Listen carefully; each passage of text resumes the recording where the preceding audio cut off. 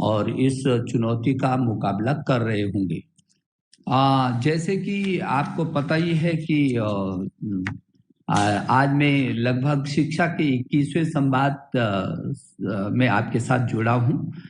और इसलिए मैं आप फिर संवाद में आपका अभिनंदन कर रहा हूँ। मुझे याद है कि पिछली बार 11 मई को भी मैं आपके साथ जुड़ा था और आचार्य देवो भव हो या जल सुरक्षा का हो या वृक्षारोपण का है, योग का है, फिट इंडिया का हो, एक भारत श्रेष्ठ भारत का हो या परीक्षाओं को लेकर के हो, चाहे मनोदर्पण का हो, एक के बाद एक के बाद एक तमाम समय में लगातार मैं आपसे संवाद करता रहा हूँ और आपके माता पिता से भी संवाद करता रहा हूँ, अध्यापकगण से भी संवाद करता रहा हूँ। तो मेरे प्रिय छात्र छात्राओं, जैसे कि विश्वविद्यालयों के स्तर, जहाँ स्कूली स्तर पर मैंने संवाद किया, वहीं विश्वविद्यालय स्तर पर भी लगातार संवाद किया और मानसिक स्वास्थ्य और कल्याण को लेकर के भी हमने लगातार चर्चाएं की और इसी श्रृंखला में लगातार संवाद के माध्यम से समाधान की ओर हम गए हैं और इसको देश ने भी देखा है, दुनिया ने भी देखा है, जब हम संवाद की श्रृंखला को और उसके समाधान की ओर लेकर के गए हैं। मुझे लगता है कि इस विमर्श के जो हम लोग लगातार विमर्श गए हैं, पीछे के दिनों में जो हुआ, अब काफी समय बदल गया। उस विचार और विमर्श के बाद जो बदला है वो बोर्ड की परीक्षाएं हो गई हैं, उसका रिजल्ट आ चुका है, आप प्रतियोगी परीक्षाओं में भी बैठ चुके हैं, उसका भी रिजल्ट आपके पास आ गया है, कॉलेजों की कट ऑफ लिस्ट भी जारी हो चुकी है और एक नजर अकादमिक सत्र की ओर भी अब हमने शुरू कर दिया है। परिवर्तन प्रकृति का नियम है और इस चुनौतीपूर्ण समय में परिवर्तन को अपनाते हुए जिस सफलता पूर्वक आपने अपने जीवन के इस समय को आगे बढ़ाया है, वो अपने आप में एक बहुत ही महत्वपूर्ण विषय है और शिक्षा विभाग लगातार जिस तरीके से आपके साथ लगातार संवाद और विषयों पर जुड़ा रहा है, मैं शिक्षा विभाग, भारत के शिक्षा मंत्रालय को और सभी देश के राज्यों के शिक्षा मंत्री और उनके सभी उनके टीम को मैं बहुत बधाई देना चाहता हूं कि बहुत विषम परिस्थितियों में भी हमने शिक्षा के इस अभियान को रुकने नहीं दिया है। मेरे प्यारे बच्चों, मैं समझता हूं कि आप सभी अपने दोस्तों के साथ जो दिनचर्या बिताती थी, टिफिन में साथ साथ खाने का विषय हो या मस्ती का विषय हो, प्रोजेक्ट तैयार करने का विषय हो या प्रयोगशाला में अनूठे विषयों को उभारने का हो, स्वाभाविक ही है कि वो आपके अनुभव हैं और आजकल आप सब इन अनुभवों को, उन खूबसूरत यादों को आप संजो रहे होंगे, क्योंकि जो खूबसूरत यादें हैं वो हमारे जीवन की धरोहर होती हैं और हमारी स्मृतियां, जीवन के ये पल हमारे मस्तिष्क में जो सदैव जिंदा रहती हैं, वो हमको आगे बढ़ने की न केवल प्रेरणा देती है बल्कि वो सुकून भी देती है। और जब सुकून प्रदान होता है तो आदमी को आगे बढ़ने का फिर एक मौका मिलता है, आगे बढ़ने का भरोसा मिलता है। मुझे भरोसा है कि बहुत जल्दी हम अपने स्कूली जीवन में लौट आएंगे और जो ये परिस्थितियां हैं इनका मुकाबला करते हुए, क्योंकि बहुत तेजी से परिस्थितियां अभी भी बदल रही हैं, हम फिर स्कूल में आएंगे और अपनी पढ़ाई को उसी ढंग से विधिवत जारी रखेंगे। मैं समझता हूं कि जैसे पिछली बार हम लोगों ने माई बुक माई फ्रेंड एक अभियान लिया था, याद होगा आपको, तो मेरा सुझाव आपके लिए ये रहेगा जरूर कि पेन फ्रेंड कल्चर, उस संस्कृति जो चिट्ठी पत्री की संस्कृति होगी, आप अपने मित्र को आप पत्र लिख रहे होंगे, अपनी भावनाओं को व्यक्त कर रहे होंगे और ऐसे मौके पर जो क्रिएटिव आपने किया होगा, जैसे हमने पिछली बार भी कहा था कि आप कुछ ना कुछ विशेष करके आप करेंगे, वो आपने किया भी होगा, कर भी रहे होंगे, तो अपने मित्रों के साथ जरूर आप उसको बांट रहे होंगे और जब ये लेखन, जो पत्र लेखन का जो आपका होगा, वो आपकी भविष्य के लिए बहुत बड़ी ताकत बनेगा। अभी कुछ दिन पहले हमारे प्रधानमंत्री जी को एक छात्र ने पत्र लिखा और हमको भी बहुत सारे इस तरीके के पत्र आए जब उस छात्र ने कहा कि इस कोविड के संकट के दौरान मेरी माँ ने मुझको सिलाई कढ़ाई के अनुपम वो सिखलाए हैं और अब मुझे बहुत खुशी है कि मैं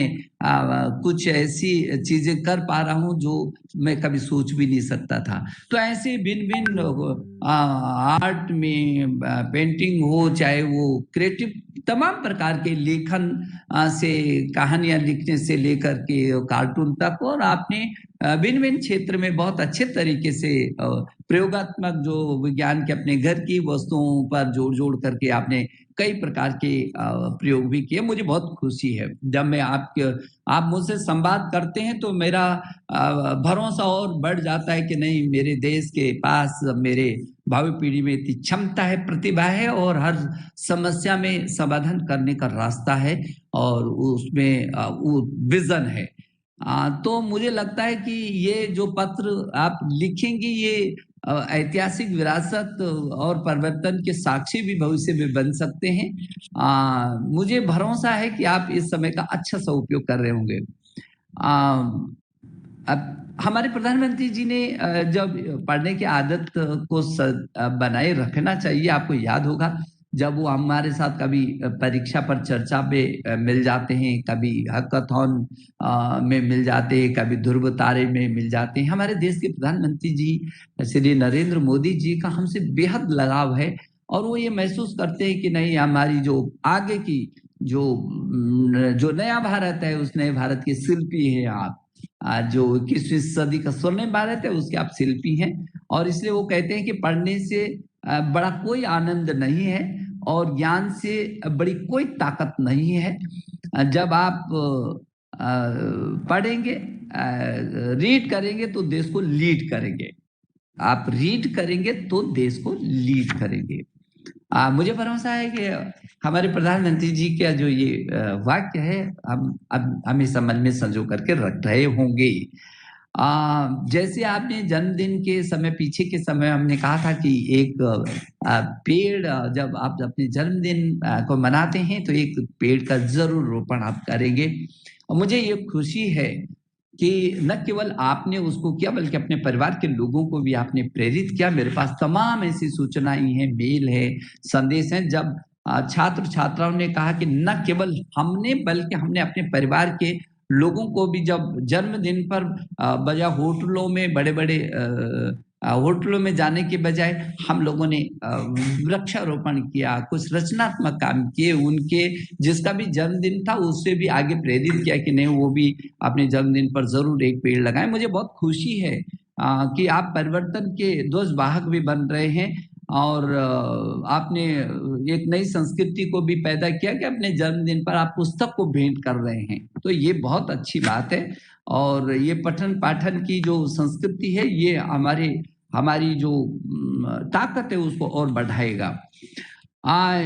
कुछ राज्यों ने पीछे के समय जब हमने राज्यों पर इस बात को छोड़ा था और अब बार बार आप पूछ रहे थे कि कब स्कूल खुलेंगे और देश के विभिन्न राज्य, ये देश 130 करोड़ लोगों का देश आप समझ सकते हैं और इस देश ये दुनिया का सबसे बड़े लोकतांत्रिक देश है।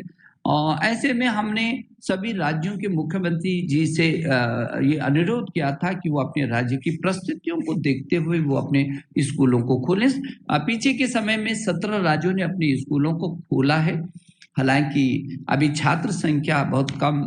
जा रही है, लेकिन जैसे जैसी परिस्थितियां होंगी वैसे वैसे वो आगे बढ़ेंगे, क्योंकि हमारे सामने आपकी सुरक्षा और आपकी शिक्षा ये दोनों बहुत जरूरी है। आपकी सुरक्षा पहले और आपकी शिक्षा फिर उसके साथ चट्टान की तरह खड़ी रहे। और इसलिए जो अध्ययन, सीखने और सिखाने की जो ये लॉकडाउन के दौरान की जो ये प्रक्रिया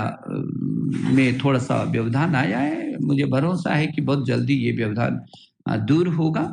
लेकिन आपका जो उत्साह है, जो आत्मनिर्भर भारत अभियान के तहत तो पीएम ई विद्या जैसे व्यापक पहल जो शुरू हुई है और डिजिटल के माध्यम से, ऑनलाइन और रेडियो के माध्यम से के मदद से 33 करोड़ छात्र छात्राओं तक जो पाठ्यक्रम को सुनिश्चित करने की कोशिश की है, ये दुनिया में अपने आप में बहुत बड़ा कदम है, क्योंकि इस देश की यदि आप देखेंगे तो 1000 से अधिक यहाँ विश्वविद्यालय हैं, 45,000 से अधिक डिग्री कॉलेज हैं, 1 करोड़ 9-10 लाख अध्यापक हैं और 15 लाख से भी अधिक इस देश में स्कूल हैं। और यदि छात्रों की संख्या को मैं कहूँगा तो जितनी कुल आबादी अमेरिका की नहीं, उससे भी ज्यादा 33 करोड़ से भी अधिक इस देश में छात्र छात्र हैं। आप समझ सकते हैं कि दुनिया का कितना बड़ा विस्तार लिए हमारा देश है। और इसीलिए हमने स्वयं है, दीक्षा है, स्वयं प्रभा है, तमाम IIT पाल, शिक्षा वाणी, पॉडकास्ट और साइन लैंग्वेज जैसे विभिन्न कार्यक्रमों को आप तक पहुंचाने की कोशिश की है। और प्रज्ञाता गाइडलाइन के माध्यम से समय समय पर विभिन्न निर्देश भी लगातार स्कूलों को जाते रहे, जो आप तक आते रहे हैं। मुझे इस बात की खुशी है कि CBSE द्वारा जो आयोजित 10वीं कक्षा की जो परीक्षा हुई उसमें 91% छात्रों ने सफलता अर्जित की है ऐसे समय में भी। और इस परीक्षा में कुल 17,50,000 छात्र बैठे थे और जिसमें 16 लाख से भी अधिक छात्र उत्तीर्ण हुए हैं।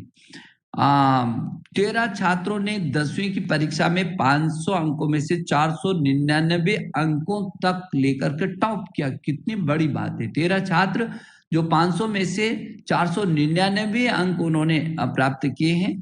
केंद्रीय विद्यालय संगठन के 99% से अधिक छात्र छात्री इस परीक्षा में उत्तीर्ण हुए हैं। उनको भी मैं बधाई देना चाहता हूं और CBSE को भी मैं बधाई देना चाहता हूं। जो सफलता का शानदार प्रदर्शन आपने किया है। और CBSE की 21वीं जो 12वीं की जो क्लास है उसका रिजल्ट भी अद्भुत था। 12 लाख छात्रों में से 10,50,000 से अधिक उत्तीर्ण हुए और छात्रों की सफलता का प्रतिशत पिछले वर्ष के मुकाबले 5.38% ज्यादा रहा। ये बहुत बड़ी बात है कि कोविड के इस दौरान भी आप लोगों ने जिस तरीके से, जिस हौसले के साथ अपनी परीक्षाओं को दिया है वो अद्भुत है। त्रिवेंद्रम, बेंगलुरु और चेन्नई जैसे क्षेत्र में छात्रों ने इन परीक्षाओं में जिस तरीके का अच्छा प्रदर्शन किया है, मैं उन सभी छात्रों को बहुत बधाई देना चाहता हूँ, मैं शुभकामना देना चाहता हूँ। और ये भी मुझे अच्छा लगा कि अब CBSE ने अपने उससे फेल शब्द को ही हटा दिया है। परीक्षण प्रक्रिया से फेल शब्द को हटा दिया है। अब कोई फेल नहीं होगा, लेकिन उसकी प्रतिस्पर्धा और आगे तेजी से बढ़ेगी। और किस ढंग से उसकी आगे बढ़ेंगे, किस तरीके से उसको अब नई चुनौतियों का मुकाबला करना है, आपके लिए बड़ा मैदान खाली है। परीक्षा से जुड़े जो मानसिक और भावनात्मक तनाव दूर करने की दृष्टि से भी ये बहुत अहम कदम हम लोगों ने उठाए हैं। और CBSE की जो 2021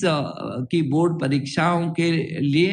उसको 30% इस पाठ्यक्रम को भी CBSE ने कम किया है। मैं ये समझता हूं कि जो नीट JEE की जो परीक्षाओं से जुड़ा विषय है वो भी आपके सामने कई बार लगातार आ रहा है और मुझे लगता है अभी भी आपके मन में बहुत सारे सवाल होंगे इसको करके। JEE और नीट की परीक्षाएं क्या हूँ, कैसे हूँ, कब हूँ, क्या हूँ, और हूँ नहीं हूँ, बहुत सारे सवाल जरूर आपके मन में उथल पुथल मचा भी रहे होंगे। लेकिन मुझे इस बात की खुशी है कि हमने JEE की समय पर परीक्षा दी, आपके वर्ष को खराब नहीं होने दिया। JEE एडवांस के समय पर परीक्षा की और नीट की भी समय पर। और नीट दुनिया का इस कोरोना काल की सबसे बड़ी परीक्षा साबित हुई है और बहुत सावधानी पूर्वक, बहुत अच्छे तरीके से हुआ। और आप सबको मालूम है कि जब JEE और नीट की परीक्षा हमने करवाई थी तो उसके बाद जिन राज्यों में चुनाव हुए हैं, विशेष करके जो बिहार में जो आम चुनाव हुआ था विधानसभाओं का, उसमें चुनाव आयोग ने बाकायदा जेईई और नीट में जिस तरीके से व्यवस्था की गई उसका उदाहरण लेते हुए उस चुनाव को कराया था, और वो भी सफलतम चुनाव हुआ था, जो करोड़ों करोड़ों लोगों ने अपने मतदान का उपयोग किया था। ये छोटी बात नहीं, पूरी दुनिया के लिए एक देखने लायक बात है, एक समझने वाली बात है, जो हमारे प्रधानमंत्री जी की इच्छा शक्ति को प्रदर्शित करती है। जो नीट का एग्जाम है, जो पिछले वर्ष के मुकाबले इस वर्ष 5.14% अधिक बच्चों ने रजिस्ट्रेशन करवाया, ये भी अपने में रिकॉर्ड है। और जो वैयक्तिक दूरियां और सुरक्षा की दृष्टि से छात्रों ने की है, उसमें हमने परीक्षा केंद्रों को जरूर बढ़ाया था। 500 52% के करीब लगभग हमने बढ़ा करके उनको 3,862 परीक्षा केंद्रों को स्थापित किया था। तो उसको हमने 52% इसलिए बढ़ाया ताकि जो सुरक्षा के दृष्टि से दूरियां वो हों, और क्योंकि हमारे लिए आपकी सुरक्षा सर्वाधिक महत्वपूर्ण थी। जेईई की परीक्षा के लिए भी हमने जो सेंटर बनाए थे एग्जाम के, वो 570 से बढ़ाकर 660 कर दिए थे, और 99% छात्रों को उनकी पहली प्राथमिकता क्या है उनको वो सेंटर दिया था। ये भी पहली बार हुआ, और एक बार नहीं, दो बार नहीं, 3 बार यदि उसको चेंज करना पड़ा तो अंतिम क्षण तक भी ऐसे अवसर आए। ये भी पहली बार हुआ जब इतने ज्यादा केंद्र के, पहली बार हुआ जब उनको दोबारा मौका मिला, पहली बार हुआ जो 99% छात्रों को जहां वो अपना केंद्र चाहते थे उनको उनके अनुरूप केंद्र मिला, उनके जो निकटस्थ केंद्र था। अब मुझे लगता है कि जैसे आप ने बार जब आप मुझे मेल भेजते थे, मेरे ट्विटर पर चर्चा करते थे कि ऐसा समय है कि जब हम बाहर नहीं निकल सकते और हमको नीट की परीक्षा को देना है, तो कैसे हम अभ्यास करें। तो मैं एनटीए के डीजी को भी इस अवसर पर बधाई और धन्यवाद देना चाहता हूं कि उन्होंने नेशनल टेस्टिंग ऐप, एक नया ऐसा ऐप बनाया था जिसपे आप लाखों छात्रों ने अपनी परीक्षा को स्वयं लिया था, और उसी का परिणाम था कि आप में आत्मबल बना। आपके घर पर ही पूरा ऐसा केंद्र दे दिया था आपके मोबाइल पर, जब आपको इस बात का गर्व होगा और आपको आत्मविश्वास हुआ होगा कि हाँ, जो परीक्षा आपने दी है वो कितना सहायक आपके लिए साबित हुआ है। मुझे खुशी है कि सीबीएसई ने भी एक टोल फ्री टेली काउंसलिंग की सुविधा छात्रों को उपलब्ध कराई है, और इसके माध्यम से 75 काउंसलर भारत में और 22 काउंसलर जापान, ओमान, सऊदी अरब, नेपाल, कुवैत जैसे देशों को भी सुविधाएं उपलब्ध करा रहे हैं। आपको याद होगा और आपको ये जानकर के बहुत खुशी होगी कि हमारे सीबीएसई के पूरी दुनिया में स्कूल है, और लोगों में सीबीएसई के स्कूलों में जाने की दुनिया के जाल। अभी कुछ दिन पहले मैं ओमान से जुड़ा था, और ओमान के शिक्षा मंत्री और सब लोगों ने इस बात को कहा कि ये जो सीबीएसई का जो पाठ्यक्रम है उसमें उत्कृष्टता है। वहाँ दर्जनों स्कूल हैं, और मैं समझता हूँ कि बहुत सारे देश में लगभग 27-28 देशों में ये स्कूल है सीबीएसई के।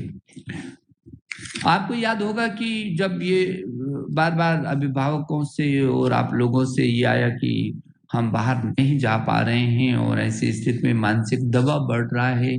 और अवसाद में जाने की स्थिति होती है, तो हम लोगों ने तुरंत आपसे विचार विमर्श परामर्श करके हम लोगों ने मनोदर्पण जैसे महत्वपूर्ण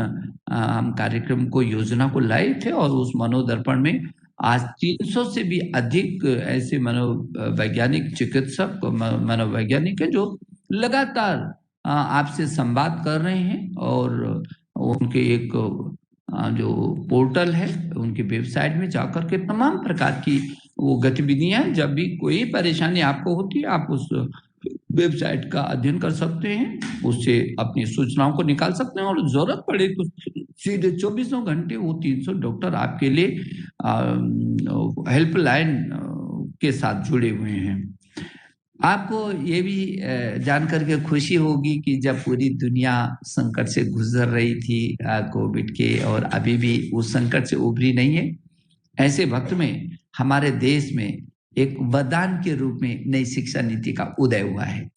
ऐसी राष्ट्रीय शिक्षा नीति 2020 जिसका पूरी दुनिया ने, पूरे देश ने बहुत उत्सव के साथ उसको स्वीकार किया है। और आप सबको पता है कि ये दुनिया का सबसे बड़ा नवाचार था,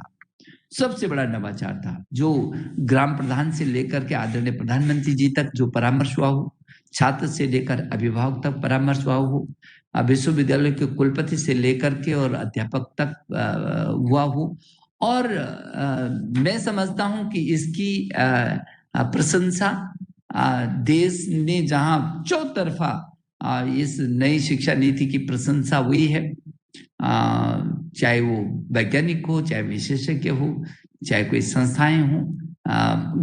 ग्राम सभा से लेकर के पार्लियामेंट तक उसमें बहस हो, और उसके बाद भी उसको पब्लिक डोमेन में डाल करके 2 लाख से भी अधिक उस पर सुझाव मिलते हों, और एक एक सुझाव का विश्लेषण करने के बाद वो शिक्षा नीति बनती हो, जो इस देश के प्रख्यात वैज्ञानिक कस्तूरी रंगन जी की अध्यक्षता में हुआ, जो पद्मश्री, पद्म भूषण, पद्म विभूषण और इसरो के पूर्व अध्यक्ष रहे हैं।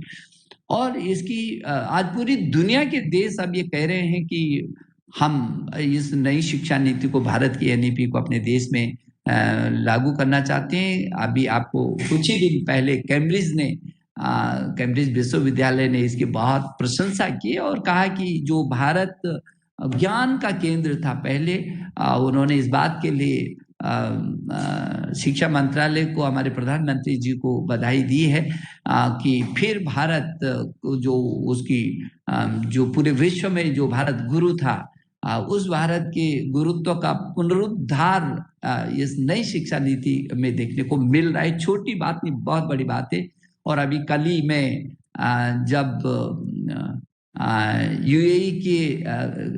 अब शिक्षा मंत्री जी से मिला, संयुक्त अरब अमीरात के शिक्षा मंत्री जी ने, जिनके साथ 1-1.5 घंटा हमारी वर्चुअल मीटिंग हुई, बहुत प्रशंसा इस नई शिक्षा नीति की है, और बहुत सारी चीजों पर दोनों देश किस तरीके से हम और शिक्षा को और सुदृढ़ कर सकते हैं, उस दिशा में उन्होंने अपेक्षा की कि क्या क्या आगे हो सकता है। तो मैं समझता हूं कि ये जो नई शिक्षा नीति है, ये नई शिक्षा नीति आपके लिए तमाम अवसरों को लेके आई है, व्यापक परिवर्तन और व्यापक सुधारों के साथ आई है। इस नई शिक्षा नीति, ये जो आपके भविष्य का विजन डॉक्यूमेंट है ये, और ये जो अभी मैं चर्चा कर रहा था कि मेरे देश के प्रधानमंत्री जी ने जो 21वीं सदी का जो स्वर्णिम भारत की बात की है, ऐसा भारत जो स्वच्छ भारत हो, सुंदर भारत हो, स्वस्थ भारत हो, सशक्त भारत हो, आत्मनिर्भर भारत हो, श्रेष्ठ भारत हो, उस श्रेष्ठ भारत की, उस स्वर्णिम भारत की आधारशिला ये नई शिक्षा नीति बन करके आई है। मुझे भरोसा है कि ये नई शिक्षा नीति आपको विकल्प भी देगी और अवसर भी देगी। इसकी मदद से आप रिफॉर्म करेंगे, ट्रांसफॉर्म करेंगे और परफॉर्म भी करेंगे। और ये जो शिक्षा नीति है, ये सामान्य नहीं, ये नेशनल भी है, ये इंटरनेशनल भी है, इम्पैक्टफुल भी है, इंटरैक्टिव भी है, इंक्लूसिव भी है, इनोवेटिव भी है, और ये इक्विटी, क्वालिटी और एक्सेस की आधारशिला पर है। और इसीलिए पूरी दुनिया को बहुत अच्छा उत्साह इस शिक्षा नीति को लेकर का है। ये भारत केंद्रित भी है, ये जीवन मूल्यों से जुड़ी भी है। आज दुनिया आज जिस संकट से होकर के गुजर रही है, उसमें अब उनको लगता है, महसूस होता है कि नहीं, भारत की जो जीवन मूल्यों से जुड़ी शिक्षा थी, जिसमें ज्ञान, विज्ञान, अनुसंधान, नवाचार भी था, लेकिन उसकी मूल रीढ़ जीवन मूल्यों की शिक्षा होती थी, वो फिर भारत केंद्रित नई शिक्षा नीति नए बदलावों के साथ आपके सामने आई है। आप इस नई शिक्षा नीति के ब्रांड एम्बेसडर हैं। उस आपके माध्यम से ही इसको और आगे बढ़ना है। और आज फिर हम एक बार विमर्श के लिए आए हैं। मैंने मोटी मोटी बातें आपसे कहे हैं, जोड़े हैं। अभी भी आपके मन में कुछ, क्योंकि मैं देख रहा हूँ कि बहुत सारे सवाल आपके मन में हैं और मैं लगातार देख रहा हूँ कि एक के बाद एक बहुत सारे प्रश्न सामने आ रहे हैं, आए हैं। तो मैं शुरू करता हूँ। मैं आपको शुभकामनाओं के साथ शुरू करता हूँ कि आपके मन में इसके बाद भी यदि कोई क्योंकि आपके कुछ सुझाव आए थे, उन सुझावों को मैंने निचोड़ करके कुछ चर्चा किया और अभी भी लगातार आपके सुझाव आते रहे हैं। अभी भी आपको कुछ प्रश्न करना हो तो आप करिए। जी, जिज्ञांस जिज्ञांस कह रहे हैं कि नमस्ते सर, मेरा नाम जिज्ञांस है और मैं 12वीं क्लास का छात्र हूँ। हम लोगों को स्कूल बंद होने की वजह से लैब में जाने और प्रैक्टिकल करने का ज्यादा मौका नहीं मिल पाया। क्या हम लोगों की सीबीएसई की प्रैक्टिकल परीक्षाएं रद्द या पोस्टपोन होंगी? जिज्ञांस, ये बात बिल्कुल सही है और आपका जो कहना है कि आपको वो नहीं मिल पाया और क्या ये क्या जो मौका नहीं मिल पाया तो क्या ये प्रैक्टिकल स्थगित होंगे या बंद होंगे या आगे के लिए होंगे? मैं आपको कहना चाहता हूँ जिज्ञास की जो सीबीएसई का जो बोर्ड है उसमें जो प्रैक्टिकल होते हैं वो स्कूली स्तर पर होते हैं और इसलिए यदि ऐसा लगेगा कि संभावनाएं नहीं दिखेंगी कि आप अपनी लैब में जा पा रहे हैं और प्रैक्टिकल कर पा रहे हैं, वैसे तो मुझे भरोसा है कि आगे आने वाले समय में अब परिस्थितियां अनुरूप होंगी, अनुकूल होंगी। लेकिन यदि ऐसा लगेगा कि अभी भी परिस्थितियां अनुरूप नहीं हो रही, अनुकूल नहीं हो रही हैं, तो उसके बारे में विचार किया जाएगा। आपका प्रश्न बिल्कुल जायज है कि यदि लैब में प्रैक्टिकल नहीं होगा, अभ्यास नहीं होगा, तो परीक्षाएं कैसे करके दी जाएंगी। तो इस दिशा में निश्चित रूप में जो आपका सुझाव है बहुत महत्वपूर्ण सुझाव है, उस सुझाव पर हम लोग विचार करेंगे। जी, दूसरा प्रश्न अविषम आप कह रहे हैं कि यदि हम प्रतियोगी परीक्षा से 10 से 20% पाठ्यक्रम को हटा दें और शेष पाठ्यक्रम पूरा करने के लिए छात्रों को कुछ अतिरिक्त समय दें तो यह सबसे बड़ा अच्छा काम होगा और परीक्षा रद्द नहीं करें लेकिन छात्रों को अतिरिक्त समय दें। विश्वम, आपकी बिल्कुल सही बात है और आपने जो कहा है कि 10 से 20% उसको कम कर दें और थोड़ा सा समय बढ़ा दें। आपका जो विचार है बिल्कुल सही है और आपको मालूम है कि कुछ तो अभी 10 से 20%, क्या सीबीएसई ने तो 30% तक अपने पाठ्यक्रम को कम किया है और आपने कहा है कि आगे समय थोड़ा सा और मौका मिलना चाहिए। यदि ऐसी ही परिस्थिति रही, आपको याद होगा कि पिछली बार हमको 1 बार, 2 बार, 3 बार परिस्थिति जन्य निर्णय लेने पड़े थे। कब तो परीक्षा होती थी और परीक्षा के बाद फिर पीछे गए, हम लोग इस आशा में रहे कि अब होता है तब होता है और हमने 2 बार या 3 बार लगभग उन तिथियों को परिवर्तित किया है और वो वक्त आपको मिला है। यदि ऐसी कभी ऐसी परिस्थिति होगी कि वो आपको समय चाहिए, उस समय का विस्तार करना है तो उन परिस्थितियों पर निर्भर करेगा। लेकिन आपकी बिल्कुल जो बात है वो सही है और आप जैसे बहुत सारे, कम से कम जो आपने इच्छा व्यक्त की है, मैं देख रहा हूं जो मेरे को सुझाव है उसमें भी बहुत सारे लोगों के सुझाव आए हैं जो आपने सुझाव दिए। जी, प्रियांशु